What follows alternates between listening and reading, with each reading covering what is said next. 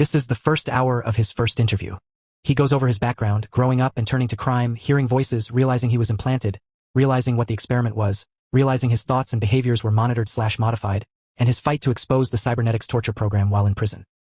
He describes how they hear what you hear and see what you see via biofeedback. The artificial program is recording everything through your eyes and ears 24/7, and it is insanely fast. He also goes over its ability to replay personal memories in your brain. They are socially engineering children from a young age and breaking apart households. I have uploaded the remaining part of this first interview combined with his second interview on my channel. Link in description. Is it saying we're live? I don't know if it's saying we're live on my end, and it should be. It should be. It's moving slow. Oh, there we are. We're live. We're live on YouTube and Rumble. Hey guys, welcome back to another episode of the Typical Skeptic Podcast. I have one of my I say this for a lot of people, but I have one of my favorite guests with me tonight. I have with me Raynetta Jones. You guys know every time she comes on the show, she brings it, and she doesn't just bring it; she brings receipts. So she brings the evidence. And tonight she brought on her friend.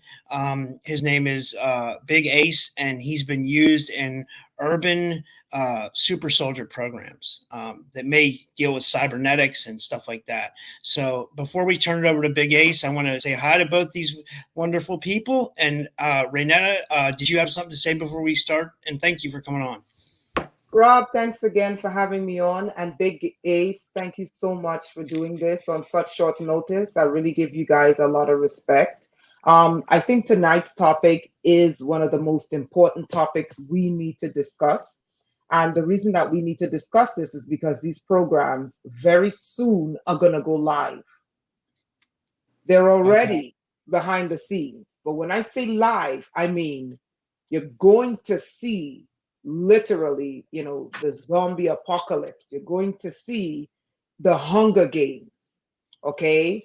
And in no way, shape, or form, let me make something clear. In no way, shape, or form am I saying that I'm tolerating any behavior. What I'm asking you to do is I'm asking you to listen to this man's story and understand there's more to crime than meets the eye. There's more to people's behavior that meets the eye. I don't believe that anyone as a child, growing up as a child, says they're going to grow up and they're going to take this path. No, something influences them.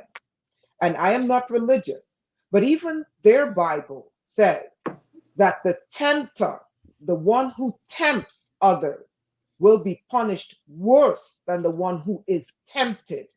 So that tells you something. It tells you that there's an influencing force out here that's altering people's behavior.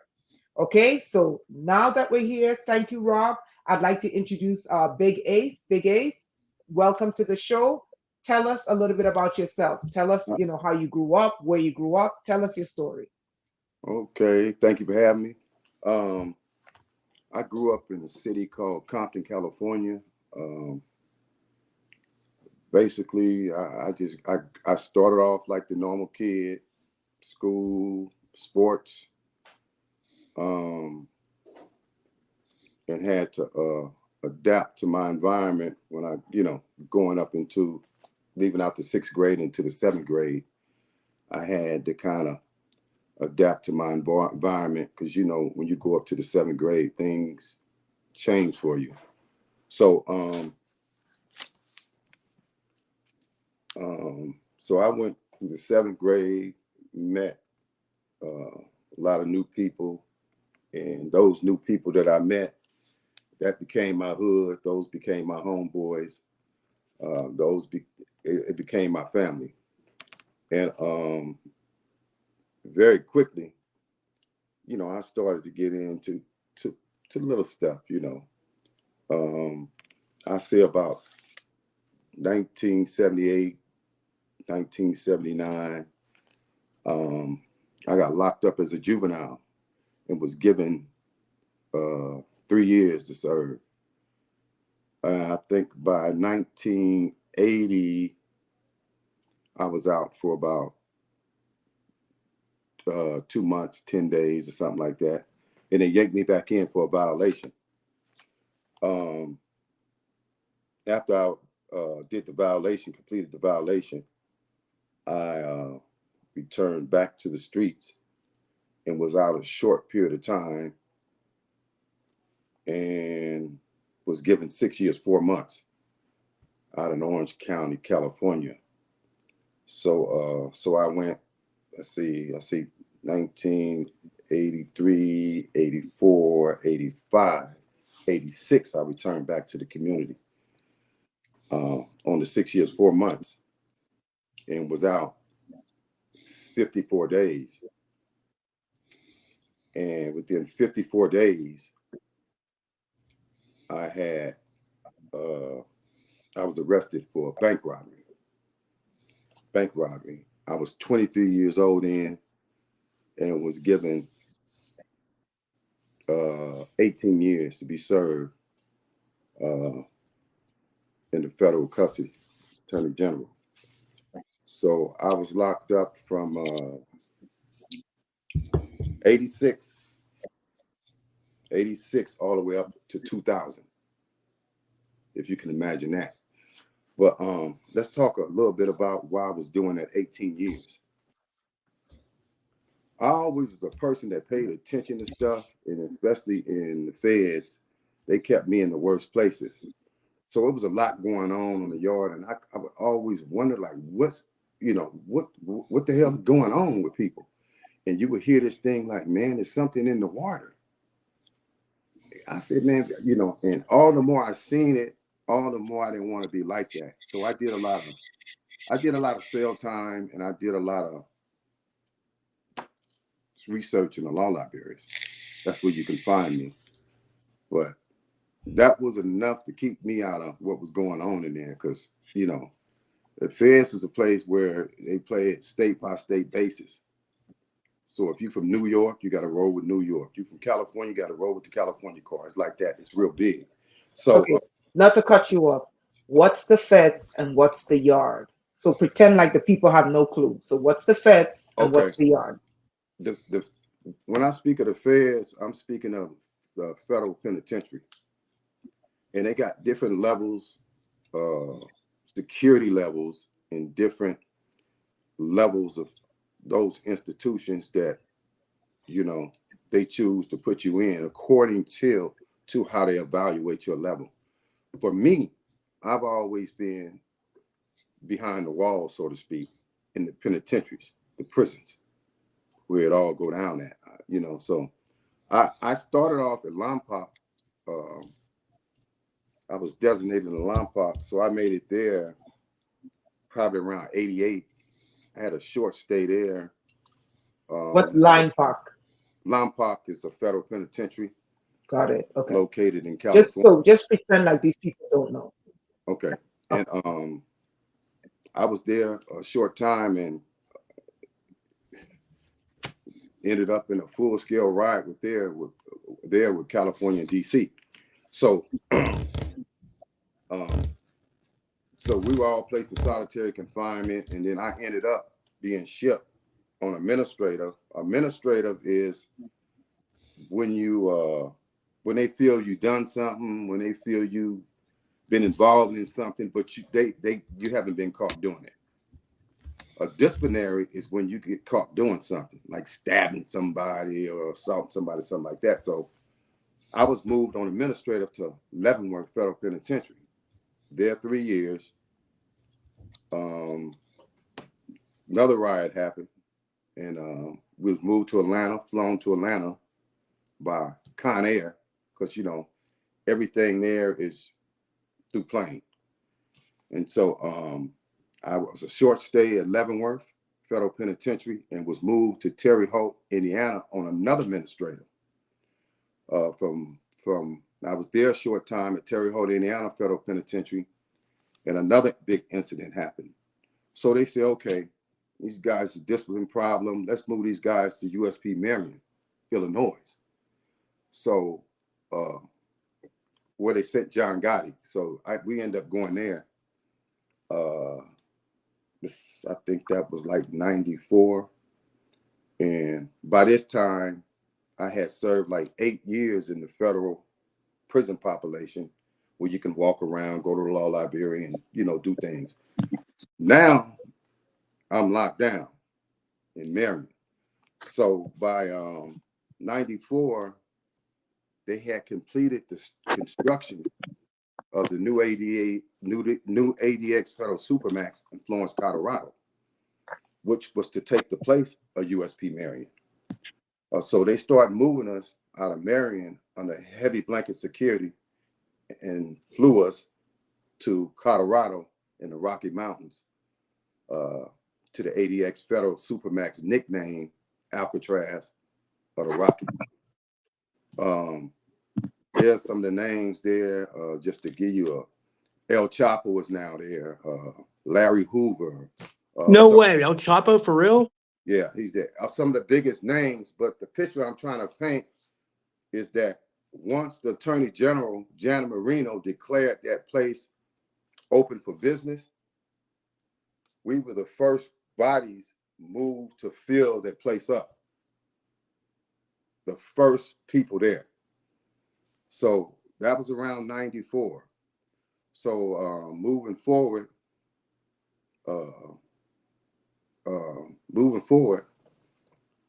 I guess I was there about 4 years. Locked down there, you're deemed administrative problems, so it's total lockdown, and the only people that can let you out of that place is Washington, D.C. They put you in, and that's the only way you can get out. And sometimes it takes like 6 years to even program out of that place to even make it back to a regular federal prison, because that's the #1 spot in the United States, the ADX Federal Supermax, for y'all that don't know about that place. So, you know, I didn't like it, but I had to work with what I had. So this is going to be an important point right here. So the night we were placed in that place, you know, the night we was placed in there, this is the new high-tech type boxcar cells. So you got to come through one steel door, enter through that, and then once you enter through that, it's another cell door open. Well, these are bars that open next. You walk behind those bars, and they get on the radio and they close it. They uncuff you through a slot and bag out and say, all right, close $2.90 hour. And that door closed. So you're literally behind a steel door plus steel bars. You got a shower, TV. That's your world. You got to work with that. So I worked with it. So, you know, I did stuff like I said, okay, let me try to get the GED. So they would bring it. Everything is brought to you. The phone is rolled to you. You get like 2 phone calls a month. And if you make a call and somebody answer that phone and the party is not there that you want to talk to, that's your call. That's counted as a call.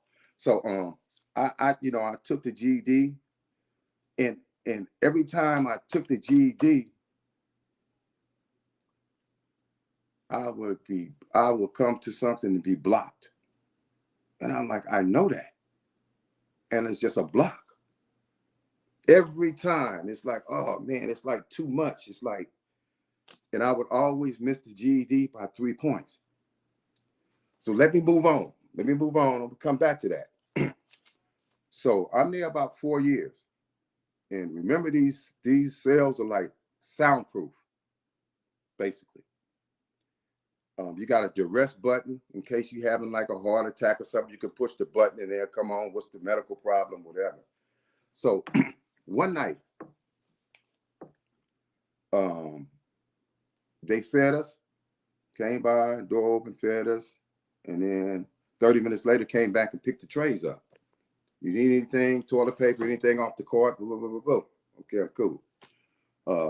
You want to clean your area out here? Because the first area that you come into, once they open that steel door, it's like a little vestibule with a drain And sometimes they ask you if you want to clean that part. So when they step out, they'll open up your cell door so you can step out and clean that area and step back in. The reason why it's the double protection is basically for to protect the police for us to steal doors and which we have there. So, you know, he went about his way, and I just that evening I was like, okay. And when he came by, he passed out the mail too. So I got mail, Vibe magazine. That's when they had the Vibe magazine. I got mail with pictures in it and stuff, but I didn't open up the mail. So this is a very important part. You guys pay attention. So I was like, okay, you know, I don't feel too cool. I'm just gonna lay down. You know how you get that? Your system turned down. All of a sudden you turn down. You want to lay down. So I laid down, put the headphones on, listen to the music, turn the lights off.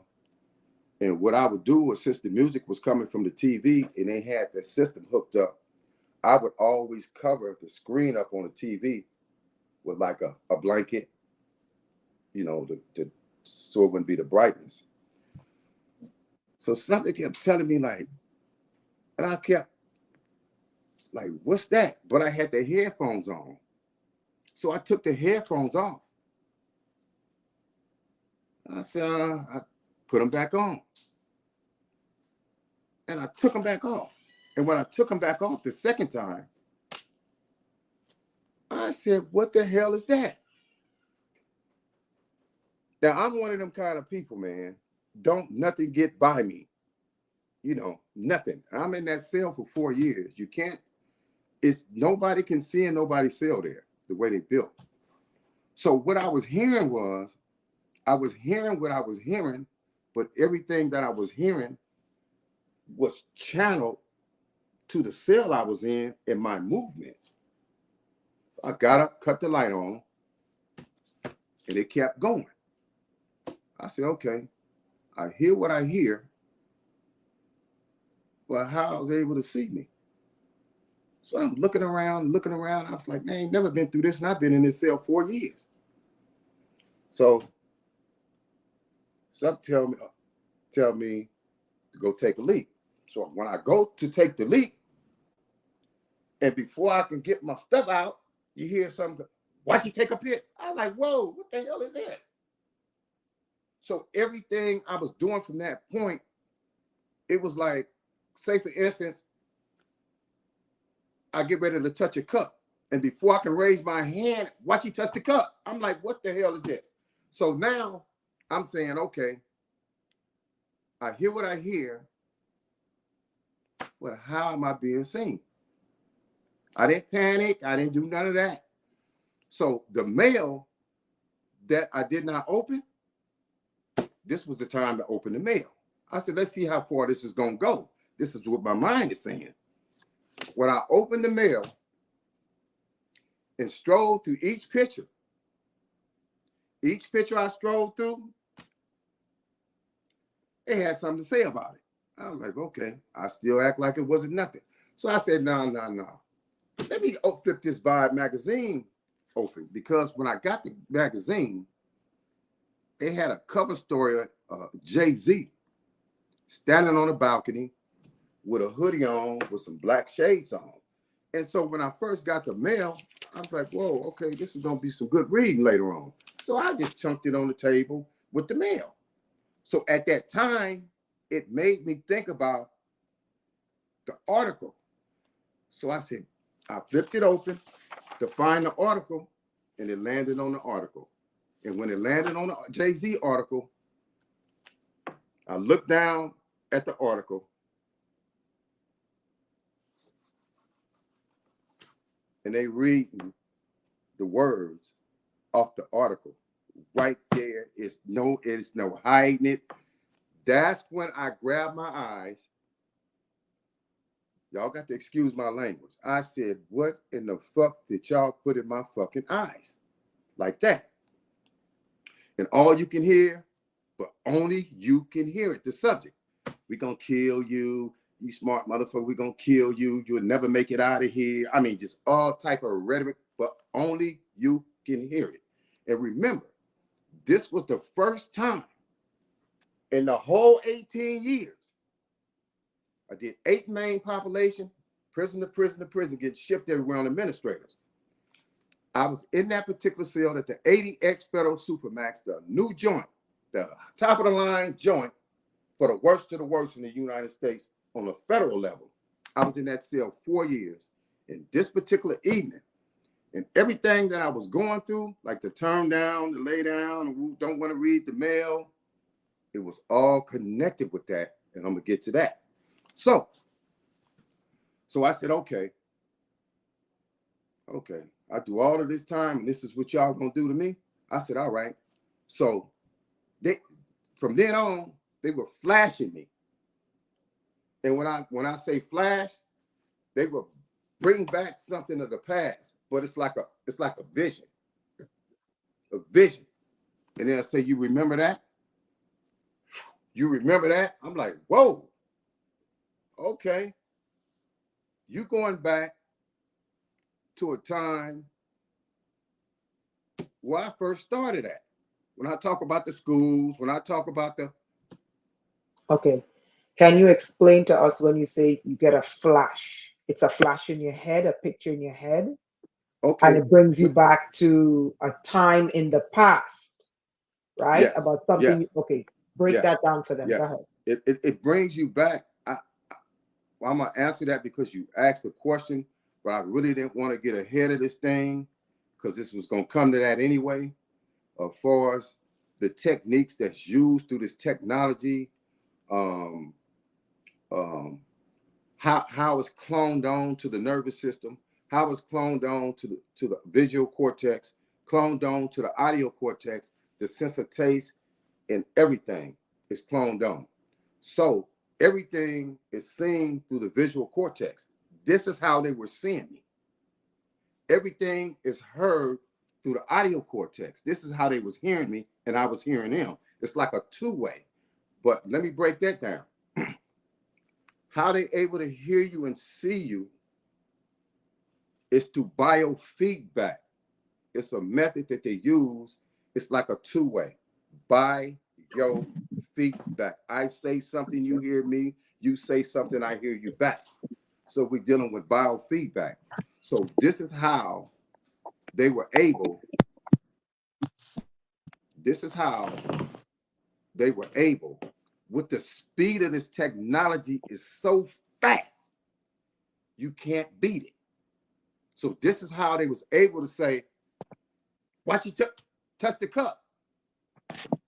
Because the thought has to hit me first. Even though they're transmitting it, it's artificial. It's artificial thought programming. Even though they're transmitting it, it's so fast. That's how they beat you to the punch. And everything through the eyes is like through a lens so refined. And it's just 24 hours a day. 24 hours a day. So everything through the eyes is recorded. Everything through the ears is recorded. So when they want to take you back and jot you up, jot you back, memory, they jot you up, they jot you back. This is how this thing works. This is how it works. So take us back to, go ahead. Mm-hmm. So that night, I said, okay, they hit me with the flashes. They hit me with this, hit me with that. We're going to kill you, this and that. So I said, all right.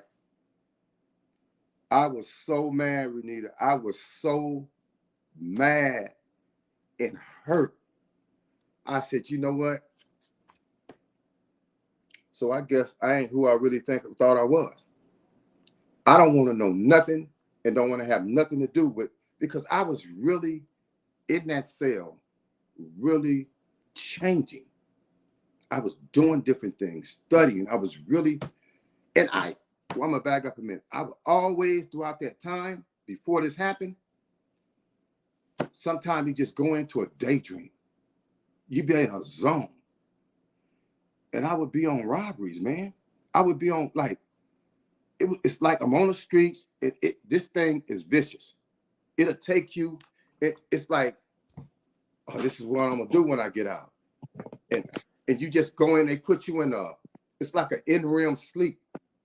An in-REM sleep. It just program you with the wrong things. Okay, so what you're saying is you're conscious in a cell. All of a sudden, your brain gets taken over and you're drawn into this visual scene where Exactly. you're seeing yourself performing robberies. Exactly. Okay. And you're not the one performing robberies. But what it's trying to do is link up the robbery and getting your conscience to agree with it. Yes.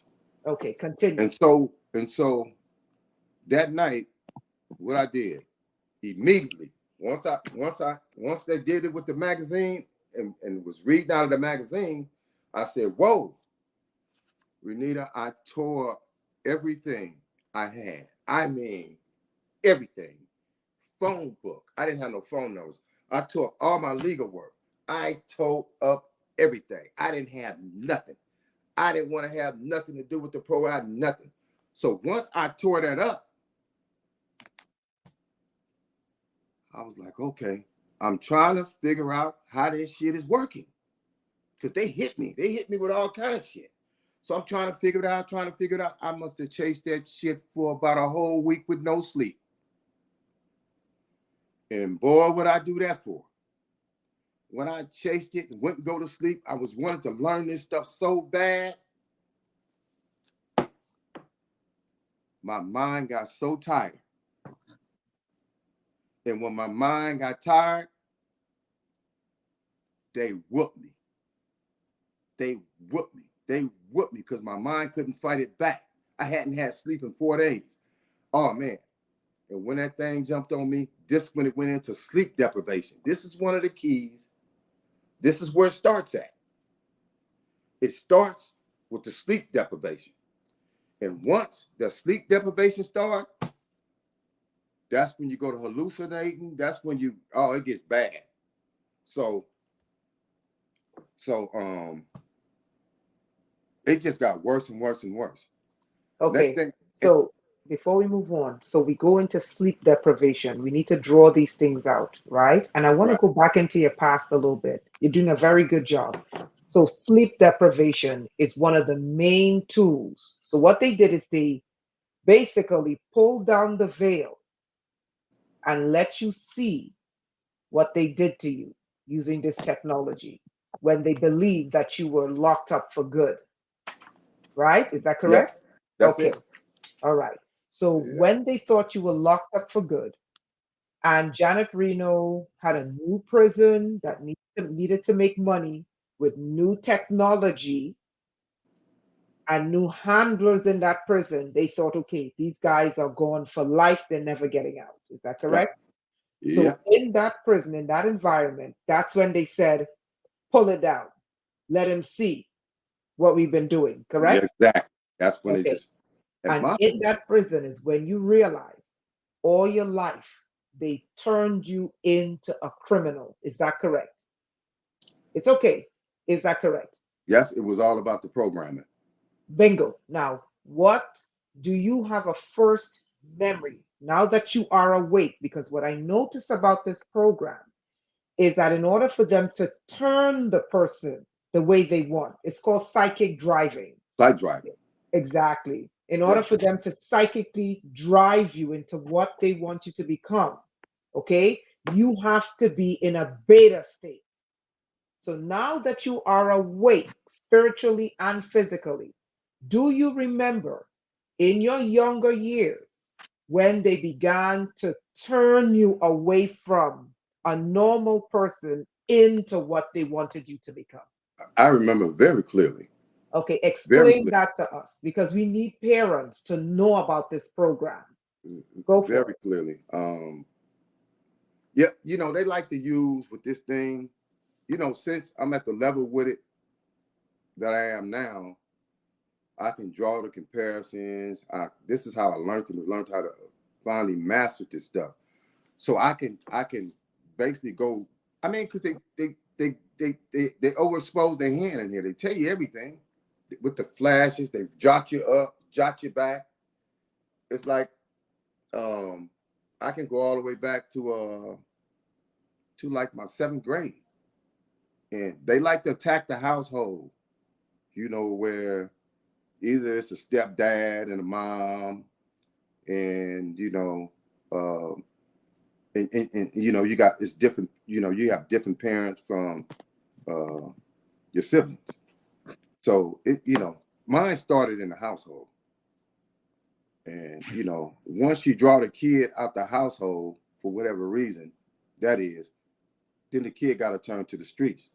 And once the kid turned to the streets, you turn to who you know best.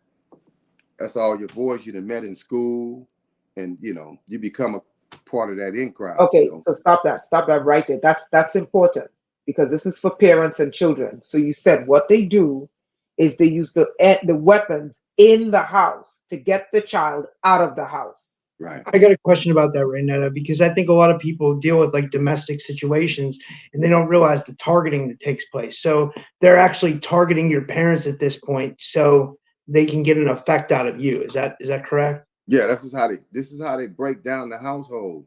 It's you know, you break down at different levels, just like I just mentioned where where this thing had went into sleep deprivation. Okay, once you go into sleep deprivation, that's a stage before they break down the ego. Once they break down the ego, once they break down the human ego, that's when you can deprogram. And at my point, it even went into, they erased my memory. They totally erased my memory. I didn't have nothing to turn to, no books, nothing to read, because I tore everything up. But that's what I wanted. I wanted to rebuild this. So when I tore everything up, they deprogrammed me, and I was like a zombie in that cell.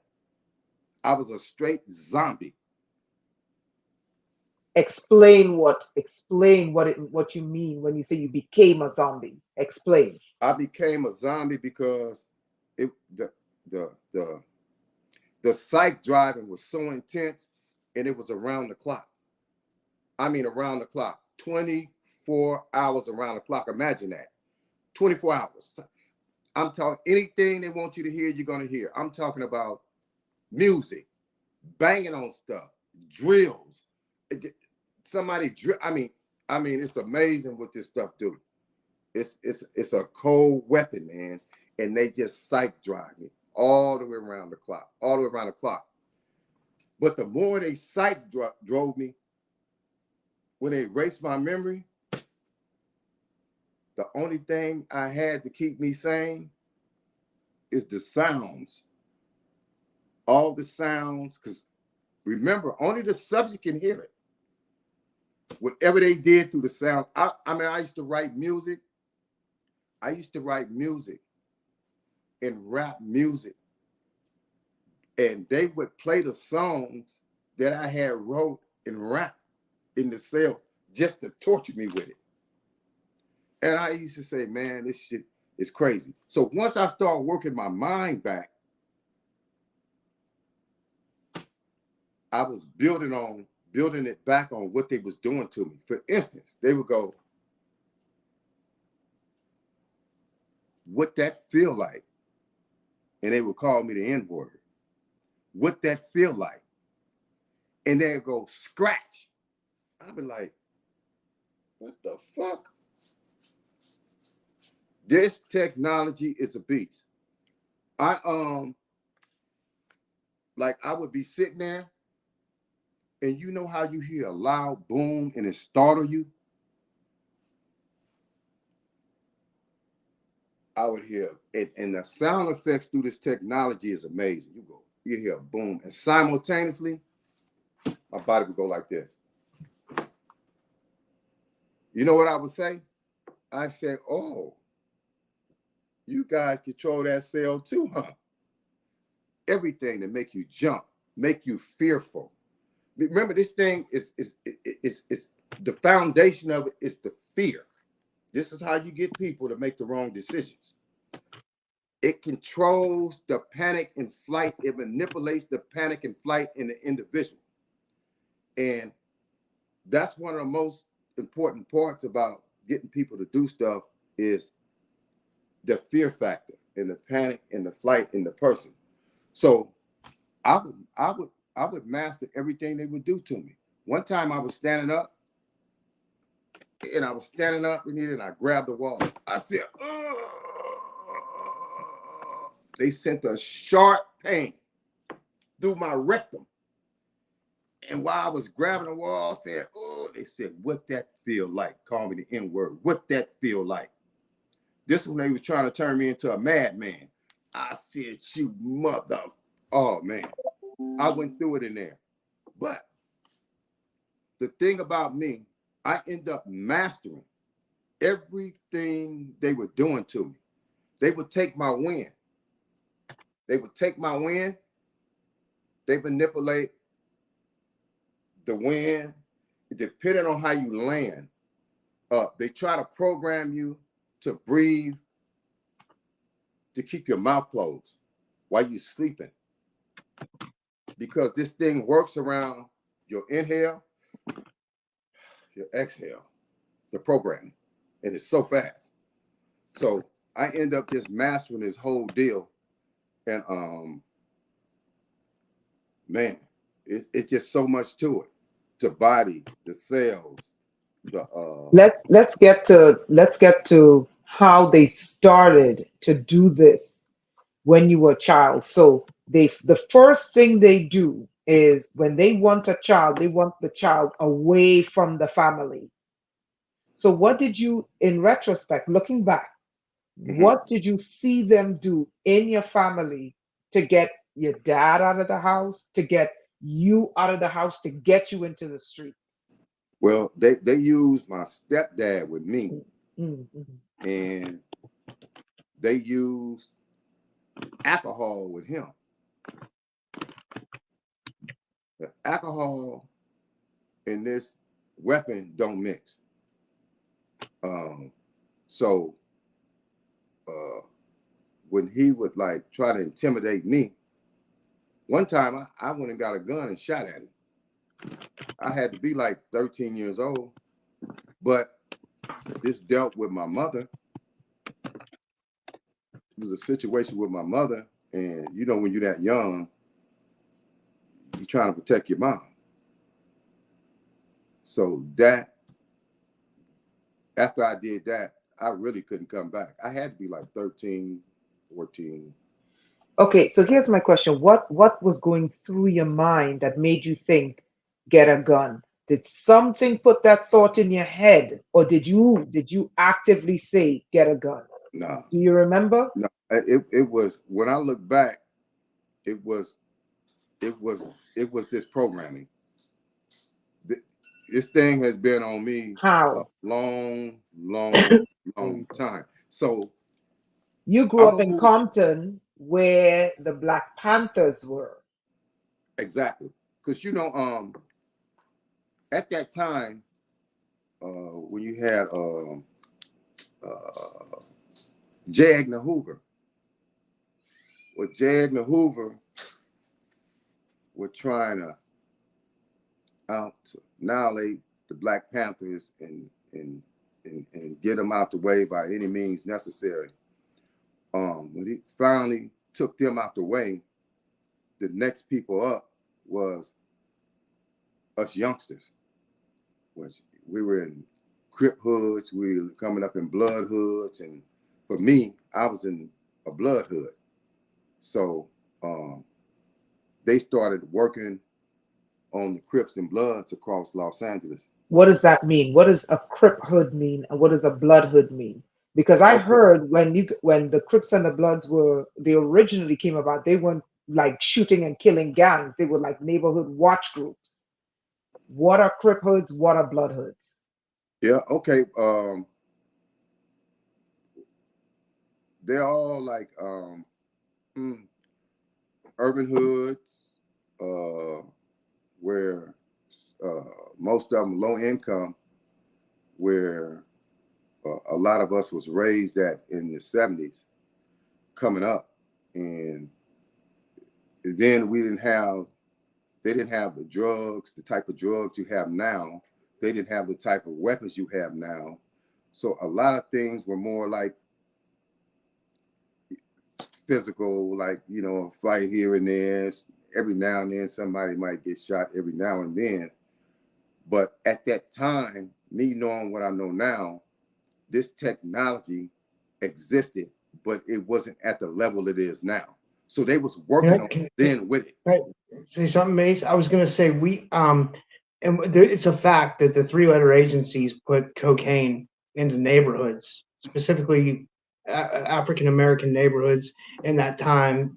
This is like this. People say the CIA, you know, like. So, do you think that had something to do with like the obviously the chaos that ensued?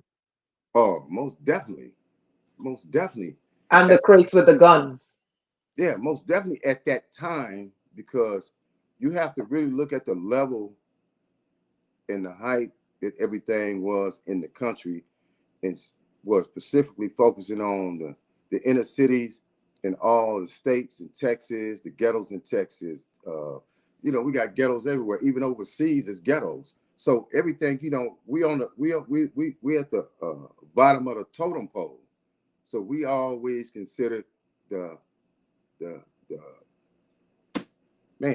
we considered the ones that you experiment with, you know what I mean, on the bottom. So it was a lot of that going on, man, for sure. It was a lot going on. And we went through a lot of stages after the Panthers, because after they wiped the Panthers out, they wiped us out.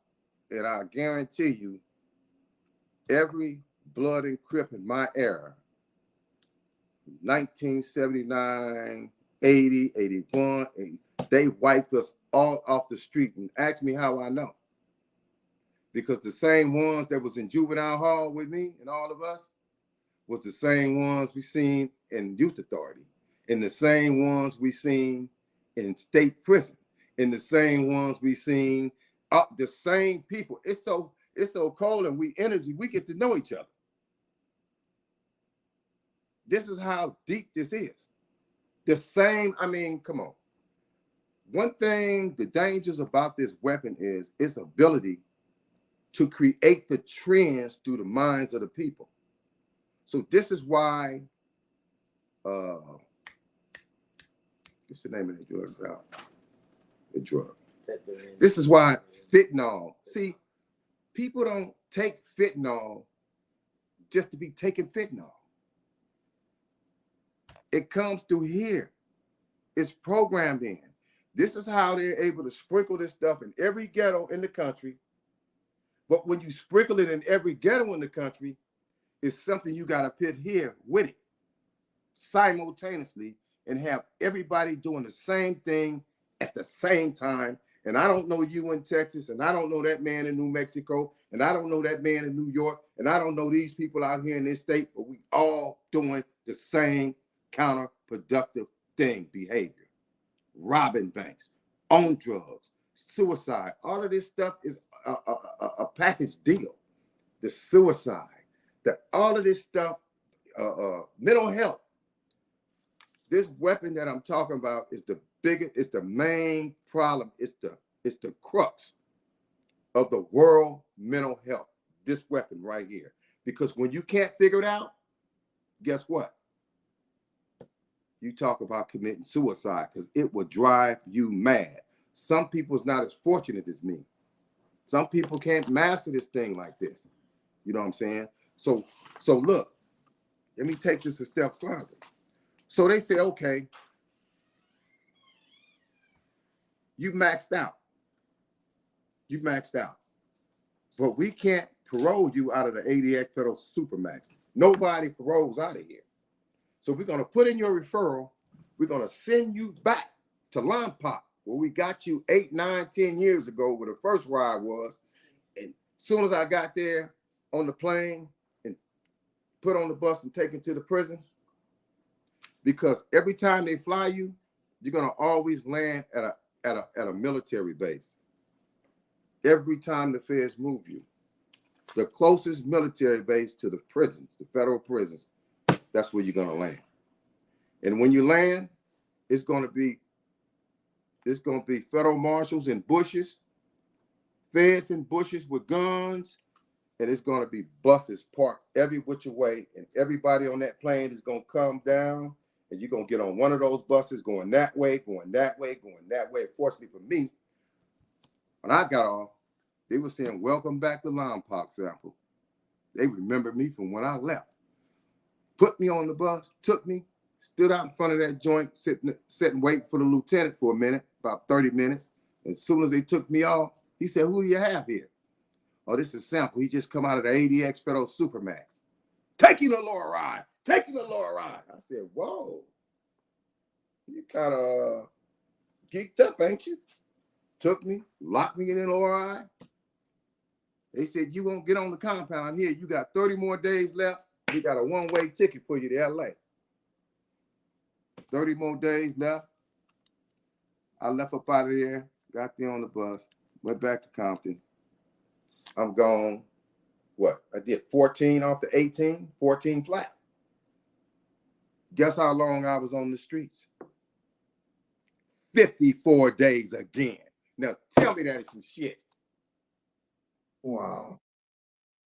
54 days again, but this time, you know what the Fed said? They said, "You've been busy in 54 days. You got 4 bank robberies." I said, "Whoa.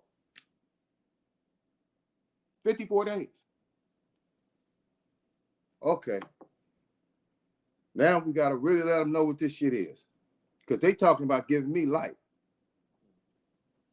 The Federal Sentencing Guideline book is a book that they started in 87, the new Federal Sentencing Guidelines, where, okay, you guys want to sell crack and stuff off the corners and go to the state joint. Now we got a new Federal Sentencing Guidelines. You get caught with so many grams, you coming into the feds. So this is when they start yanking all the blacks and Mexicans off the streets in the feds, with the guns, with the drugs. Oh, man, it was terrible. Man, I looked around. I was like, man, this is crazy. This is crazy. They was coming in. They was coming in, and they was coming in. For me, I fell right there on the border. I fell under the old sentencing guidelines. So that judge could have really gave me 30 years for the bank robbery, 25. And then he could have gave me an extra 5, 10 for the pistol, which they was really trying to do then. So it was, 54 days. So now I'm going to arraignment. This is when it gets tough here. They give me a lawyer, and I tell this lady, I said, "Look, you need to tell this judge that something is going on." And I was trying to explain the technology. She said, "I can't tell him that. I can't tell him that." She didn't even know how to tell the man. She didn't know what, she didn't have a clue. I said, "Your Honor, may I address the court?" He said, "Yes." I said, "Your Honor, there's something that's trying to get me to plead guilty, but it's not me." He said, "Huh?" I said, "There's something trying to get me to plead guilty to 4 bank robberies, but it's not me." He said, "What?" Shut it down. Renita, he shut it down. He shut the whole show down. And from that point on, I jumped in the driver's seat and was my own lawyer. So they took me back to the jail, to the Federal Detention Center. I wrote the judge. I said, "There's been an immediate breakdown, complete breakdown with me and this lawyer. I don't want it, blah, blah, blah, blah." Hey, it was in 3 days. They go aircon again. Federal marshals got me on the plane. Flew me out of LA all the way to Springfield, Missouri, to the federal prison, Springfield, Missouri, the Medical Center for Federal Prisoners. Okay. Stuck me in the hole there, put me in solitary confinement. And I'm sitting in this place saying, "Whoa, what the hell?" So the next day, I said, I asked her, the pencils was this long. I said, I need some pencils in paper. They came by, you need anything? You need toilet paper? I said, I need some pencils and paper. I collected the paper and the pencils, the little pencils, and I wrote a torture manual this thick on the program. A torture manual. Next day, they bust a trap. The guy say, hey, Sample, he said, I'm gonna be, my name is Dr. Demir. I'm gonna be your doctor while you here. I said, yeah, while you being my doctor, while I'm here, you need to take this manual and you need to go get you a copy of it and bring me a copy back. He came back the next day. He handed me the paper through the trap. He said, they about to pull you out. They handcuffed me, pulled me out, took me to the back before the man could sit down. He said, where did you learn this from?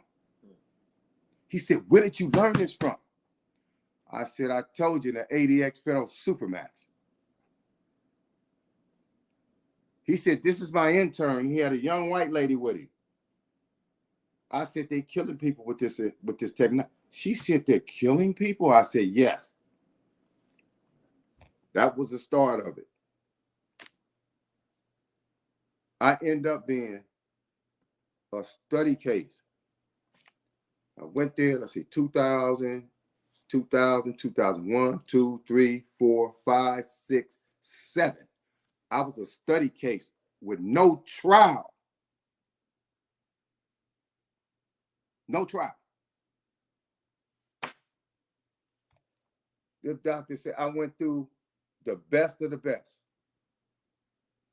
So after he asked me where I learned this at, he said, we're going to go take you and put you back in the cell. And would you take this test for us? I said, yeah, I take the test if you give me a neural vial. Because if something in me, I want it out.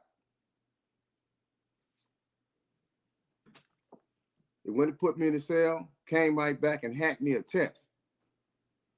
A 500-page test, psychological test. The third question on the test, Renita, was, do you hear voices? I said, y'all messed up. I told the test up. Y'all gave y'all stuff away on that one. I ripped it up. And when they came back to get the test, see, because if I take that test, it's going to be part of trying to give me that 100 years. Mm. So I didn't take the test and I tore it up. It said, you tore it up? Why did you tear it up? I flushed it down the toilet. Why did you do that, Mr. Sample? I said, because you guys ain't being truthful with me. I told you give me the neural valve, I'll take it. Give you the what? What are you referring to? The neural valve? A neural What's valve. that? Can you tell us what? CT scans on the brain. Body MRI, basically. Yeah. Oh, okay. Okay. Yeah. We need to know about it. You know, she know. The audience might not know because I wasn't familiar. So you know what I mean? I wanted everybody to know. Body scans, because he wanted to see what they put in him. Body scan. I fought for it, so they was flying back and forth. Back and forth. Sorry, not to cut you off. So what they did is he said, give me an evaluation. He wanted imaging because he knew they put something in him, in his body. You understand? No, we're talking about cybernetics, right? We're talking about cybernetics. Cybernetics is the foundation, sir. Yeah. Right. To turn him into what the Manchurian candidate, what they wanted him to be. So he figured it out and he said to them, give me a neuroval before I take your test. So what they did is they presented a test to him, 500 pages, but in the test, they wanted him to basically say he's hearing voices to write him off as crazy. Mm-hmm. That's what's going on. Go ahead. So my whole thing was this. Like everybody would come there and I guess, I don't know, people have their different reasons, was trying to get out of trouble or whatever. But me, and my knowledge of this weapon and what was going on with me. See, that's the first trick with this technology. See, normally when you hear something, You hear something. You hear a bird twerking. You hear a bird twerking. You hear the fan on. You hear it. You hear radio playing. You hear radio playing. So this notion about people hearing voices is the biggest game in the world. A person doesn't hear voices. A human being doesn't hear voices. Period. It's not happening. You're hearing what you're hearing. Now it's up to you to find out where it's coming from. So that's really, I like that. Yeah, because people get so wrapped up with this. This is why I say this is the bulk of mental health. It gets so bad, they start calling the voices theirs. I'm hearing my voices. So they saying they need their medication. I'm hearing my voices. No, that don't belong to you. It don't belong to you. So with me, it was different. I was like, no. I said, I don't hear voices. So, you know what? I got a transcript. And this came up on the back end when they got tired of dealing with me. So my whole thing was, I don't hear voices. What I hear is audible. It's an audible, loud enough to be heard. That's what that means. Look it up in the dictionary. Loud enough to be heard. That's what I'm hearing. I don't hear no damn voices. This shit is personal. It's torture. It's all of that. So I took it all in stride. And so the guy said, okay. He said, it's one more person I got to call before I make the decision on you. It's your stepfather. Because let me go back. When this was going on with me in ADX, and I started getting my memory back,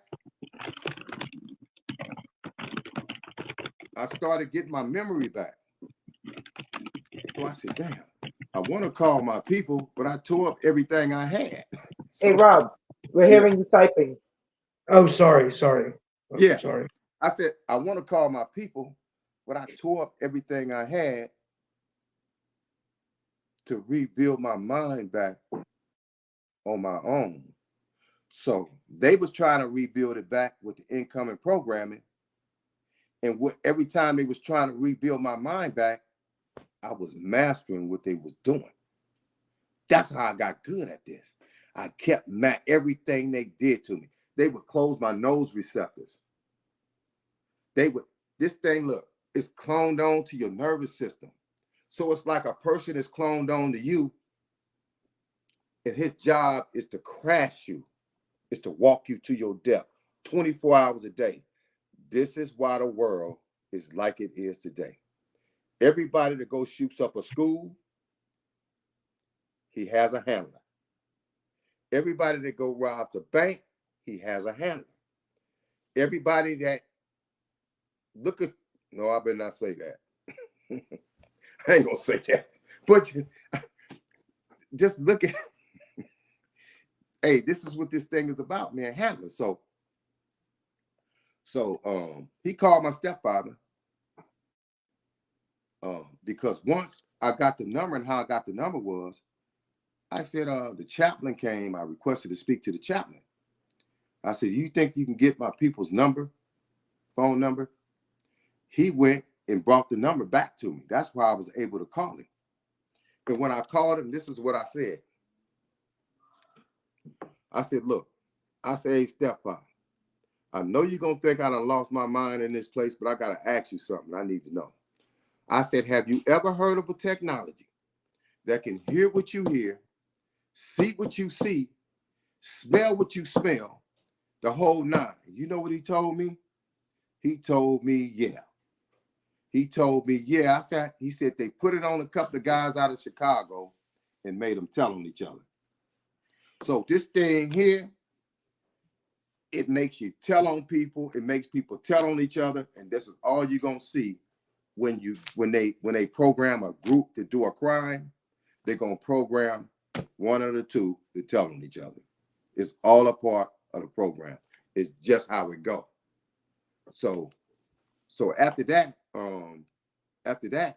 he came back and he was able to repeat the same thing that the conversation we had, my stepfather, to the psychologist, the doctor. He said, man, you know what, man? He said, I got to find you incompetent to stand trial on the 4 bank robberies.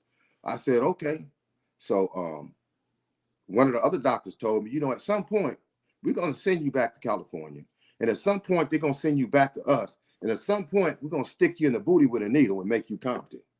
We're going to restore your mind back to competency. I said, all right.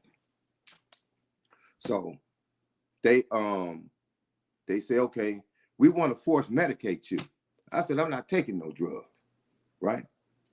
So I characterize myself as a federal pretrial detainee. A federal pretrial detainee. I don't have a sentence. I don't have nothing.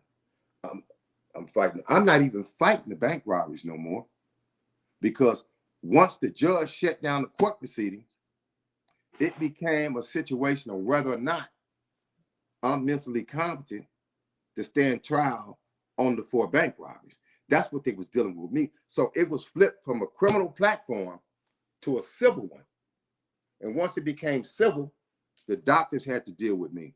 They had control over me.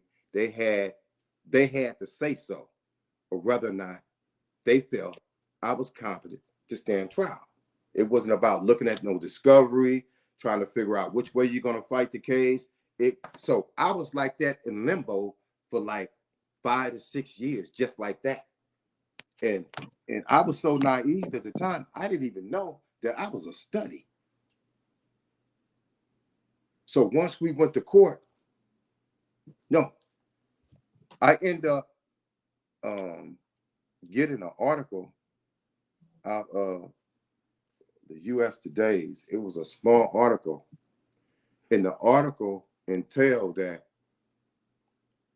it was a doctor named Richard Young, and you guys can Google this. Richard Young out of the Whitehead Institute in Boston.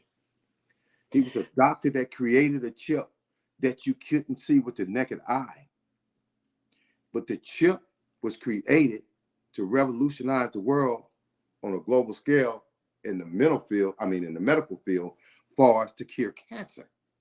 So what this chip do, this tiny chip, it cuts the cell off like a light switch on and off to cure cancer.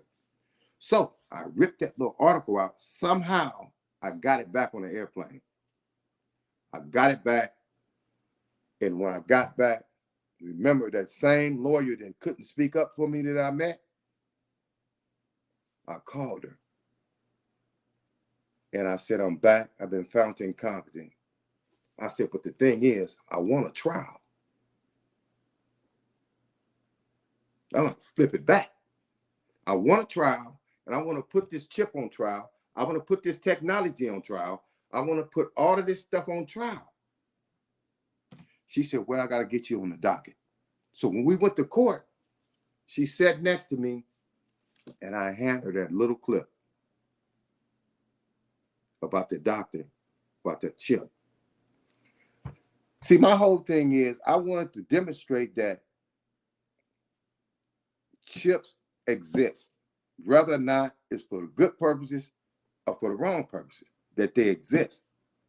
To show that this man finding me and rendering me incompetent to stand trial was bogus, because he rendered me incompetent based on my knowledge of this weapon and this stuff that goes on in the global scientific community that's prevalent in today's scientific community. It's prevalent. You can't be called crazy for it or nothing. For my knowledge, having knowledge of it, he rendered me incompetent because he didn't have knowledge of it. So when I got back, I wanted to use that article to show how stupid he was, that chips do exist, regardless of what kind of chip it is. It's patents on all kinds of chips. So once you resend, so I could have a trial. So look, they never gave me a trial. I fought it, and me and my lawyer got real tight. She was a young white girl. We got real tight. So when I gave her that article, 3 days later, they called me. They said, hey, you got a legal visit. When I went down for the legal visit and got escorted down there, they said, your visit is in room 10. When I went to room 10, there was a guy there named Thomas Oates. He said, the attorney sent me here. I'm your new investigator. He said, you know what? I read the piece. Your chip does exist.